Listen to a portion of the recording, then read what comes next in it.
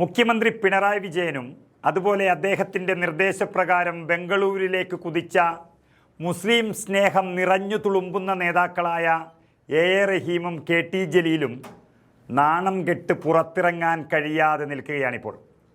പുറത്തിറങ്ങാൻ നാണക്കേടുണ്ടെങ്കിൽ ജനങ്ങളുടെ മുന്നിൽ വരണ്ട, അവർ ചിലപ്പോൾ കൈകാര്യം ചെയ്യാനും സാധ്യതയുണ്ട്.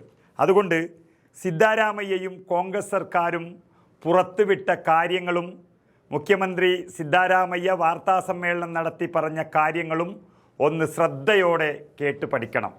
എന്താണ് ബംഗളൂരുവിൽ നടക്കുന്നത് എന്നറിയുന്നതിന് മുൻപേ തന്നെ വർഗീയ ലഹളയുണ്ടാക്കാൻ ബംഗളൂരുവിലേക്ക് പോയ അല്ലെങ്കിൽ ബംഗളൂരുവിലേക്ക് അയച്ച ഈ രണ്ട് നേതാക്കളും ഒന്നുകൂടി അവിടത്തേക്ക് പോകണം. സിദ്ധാരാമയ്യ മാധ്യമങ്ങളെ വിളിച്ചുകൊണ്ട് ജനകോടികൾ അറിയുന്നതിലേക്കായി പറഞ്ഞ കാര്യങ്ങൾ ഇങ്ങനെയാണ്. യഥാർത്ഥത്തിൽ ബംഗളൂരിൽ നടന്നത് ഇതൊക്കെയാണ്. കുക്കു ലേഔട്ടിലെ സർക്കാർ സ്ഥലത്ത് അനധികൃതമായി നിർമ്മിച്ച ഏകദേശം 167 ഷെഡുകൾ ഡിസംബർ 20 ഒഴിപ്പിച്ചു.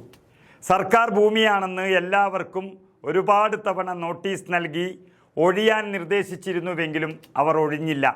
അതിനാൽ അനിവാര്യമായി ഒഴിപ്പിക്കൽ നടപടി സ്വീകരിക്കുകയായിരുന്നു.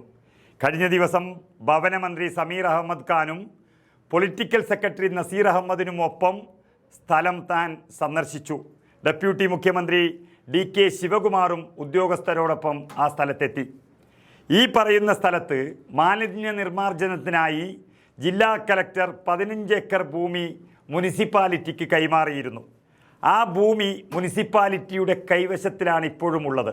മുനിസിപ്പൽ അധികൃതർ അവിടെ മാലിന്യം തള്ളുകയാണ്. പക്ഷേ 2021 മുതൽ അവിടെ അനധികൃതമായി ഷെഡുകൾ കെട്ടി താമസിക്കുകയായിരുന്നു ചിലർ. അതൊരിക്കലും അനുവദിക്കാൻ കഴിയുന്നതല്ല. അതിനാൽ റവന്യൂ വകുപ്പിനെയും മുനിസിപ്പൽ അധികാരികളെയും അവർക്കെതിരെ നടപടി സ്വീകരിക്കാൻ മുഖ്യമന്ത്രി എന്നുള്ള നിലയിൽ താൻ നിർദ്ദേശിച്ചു.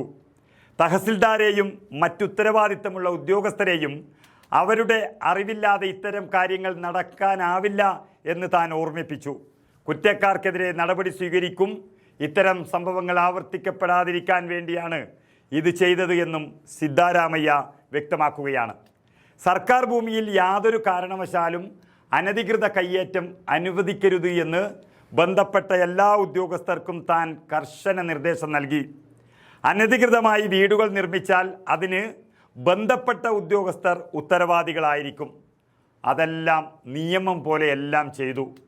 അതുമാത്രമേ ബംഗളൂരു പോലെയുള്ള ഒരു സ്ഥലത്ത് നടക്കുകയുള്ളൂ. എന്നാൽ അത് കഴിഞ്ഞ് എല്ലാവരെയും വലിച്ചു പുറത്തെറിഞ്ഞിട്ടില്ല കർണാടകത്തിലെ കോൺഗ്രസ് സർക്കാർ. അതായത് ഈ അനധികൃത ഷെഡുകളിൽ താമസിച്ചിരുന്നവരിൽ അർഹരായവരെ 2 ദിവസത്തിനുള്ളിൽ തിരിച്ചറിയാനും അവരുടെ പട്ടിക തയ്യാറാക്കാനും ജില്ലാ കലക്ടർക്കും മുനിസിപ്പൽ ഉദ്യോഗസ്ഥർക്കും താൻ നിർദ്ദേശം നൽകി. മനുഷ്യാവകാശപരമായ സമീപനത്തിൻ്റെ ഭാഗമായി അർഹരായ ഈ ഇരകൾക്ക് പകരം താമസ സൗകര്യം നൽകാൻ സർക്കാർ തീരുമാനിച്ചു കഴിഞ്ഞു. ഡൽഹിയിൽ വെച്ച് KC വേണുഗോപാൽ തന്നോടും തുടർന്ന് DK ശിവകുമാറിനോടും അനധികൃത ഷെഡുകൾ നീക്കുന്നതിനെക്കുറിച്ച് ചർച്ച നടത്തി അവർക്ക് പകരം താമസ സൗകര്യം ഒരുക്കി നൽകണമെന്ന് ആവശ്യപ്പെട്ടു. ഒരുക്കാമെന്ന് സർക്കാരും ഉറപ്പ് നൽകി.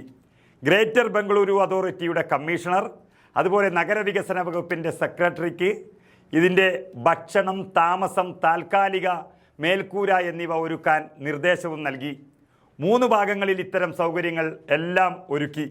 ചിലർ അതിലേക്ക് മാറിയിട്ടില്ല. അപ്പോൾ തന്നെ DK ശിവകുമാറും ഹൗസിംഗ് മന്ത്രി സമീർ അഹമ്മദ് ഖാനും അവിടുത്തെ പ്രാദേശിക MLA ആയ മന്ത്രി കൂടിയായ കൃഷ്ണ ബൈരേഗൌഡയുമായി സംസാരിച്ചു. ബയ്യപ്പനഹള്ളി സമീപമുള്ള സർവേ നമ്പറിനെ കുറിച്ച് അവിടെ നിന്ന് ചർച്ച നടത്തി. അവിടെ 23 ബ്ലോക്കുകളിലായി 1087 വീടുകൾ ഒരുക്കി. അർഹത പട്ടിക തയ്യാറായതിനു ശേഷം കുക്കു ലേഔട്ടിൽ നിന്ന് ഏകദേശം 7 കിലോമീറ്റർ അകലെയുള്ള ബയ്യപ്പനഹള്ളിയിലെ മൾട്ടി സ്റ്റോറിഡ് കെട്ടിടങ്ങളിൽ വീടുകൾ വിതരണം ചെയ്യുകയാണ്. ഒരു വീടിൻ്റെ ചെലവ് ഏകദേശം 11,20,000 രൂപയാണ്. ഇത് സർക്കാർ നൽകും. പൊതുവിഭാഗത്തിൻ്റെ പട്ടികജാതി പട്ടികവർഗ വിഭാഗങ്ങൾക്കും സംസ്ഥാന സർക്കാർ സബ്സിഡിയോടൊപ്പം തന്നെ GBA വഴി ഓരോ കുടുംബത്തിനും 5 ലക്ഷം രൂപയും ലഭിക്കും. പൊതുവിഭാഗക്കാർക്ക് ഏകദേശം 8 ലക്ഷം രൂപ സബ്സിഡിയായും ലഭിക്കുകയാണ്. SC/ST വിഭാഗങ്ങൾക്ക് 9.5 ലക്ഷം രൂപയും ലഭിക്കുകയാണ്. ശേഷിക്കുന്ന തുകയിൽ പൊതുവിഭാഗക്കാർക്ക് 2.5 ലക്ഷം രൂപയും SC/ST വിഭാഗങ്ങൾക്ക് 1,70,000 രൂപയും വായ്പയായി നൽകുകയാണ്. ഇത് ഹൗസിംഗ് മന്ത്രി സമീർ അഹമ്മദ് ഖാൻ വളരെ വ്യക്തമായി പറഞ്ഞിട്ടുമുണ്ട്. നാളെ മുതൽ ഉദ്യോഗസ്ഥർ 2 ദിവസത്തേക്ക് പരിശോധന നടത്തും. പുതുവത്സര ദിനമായ ജനുവരി 1 തന്നെ ഇവർക്കുള്ള വീടുകളുടെ ചുമതല ഹൗസിംഗ് മന്ത്രി സമീർ അഹമ്മദ് ഖാൻ നിർവഹിക്കും. അദ്ദേഹത്തെയാണ് എല്ലാം ഏൽപ്പിച്ചിട്ടുള്ളത്. സർക്കാർ ഭൂമിയിൽ അനധികൃതമായി വീടുകൾ നിർമ്മിച്ച് താമസിച്ചിരുന്നുവെങ്കിലും മനുഷ്യപരമായ സമീപനത്തിൻ്റെ അടിസ്ഥാനത്തിലാണ് പകരം താമസ സൗകര്യം ഒരുക്കുന്നത്. ദരിദ്രർക്കായി ഇതിനകം തന്നെ 1 ലക്ഷം വീടുകളാണ് കർണാടക സർക്കാർ നിർമ്മിച്ച് നൽകിയത്. സർക്കാർ ഭൂമിയിൽ അനധികൃതമായി വീടുകൾ നിർമ്മിച്ച ഈ ഒരു കേസിനാണ് ഇത് ബാധകമാകുന്നത്. ഇത്തരം അനധികൃത നിർമ്മാണങ്ങൾക്ക് അനുമതി നൽകിയ ഉദ്യോഗസ്ഥർക്കെതിരെ കർശന നടപടി സ്വീകരിക്കാൻ ഒരിക്കൽ കൂടി മുഖ്യമന്ത്രി എന്നുള്ള നിലയിൽ നിർദ്ദേശം നൽകുന്നു. ഇത്തരമൊരു നിയമലംഘനം വീണ്ടും നടന്നാൽ ബന്ധപ്പെട്ട ഉദ്യോഗസ്ഥർ ഉത്തരവാദികളായിരിക്കും. ഇതാണ് മുഖ്യമന്ത്രി സിദ്ധാരാമയ്യ വ്യക്തമാക്കിയത്. ഏതായാലും യോഗി ആദിത്യനാഥും മറ്റ് BJP മുഖ്യമന്ത്രിമാരും ബുൾഡോസർ കൊണ്ടുപോയി അടിച്ച് നിരപ്പാക്കി സർവ്വതും നശിപ്പിച്ചു പോയത് മുസ്ലിങ്ങളെ ലക്ഷ്യം വെച്ചിട്ട് തന്നെയാണ്.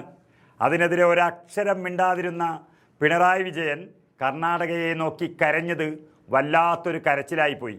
ആ സ്ഥലത്തേക്ക് ഓടിപ്പോയി ഭാഷ പോലും അറിയാതെ കിടന്നുരുണ്ടത് കോൺഗ്രസിനെതിരെ പറയാനാണ് A റഹീം MP.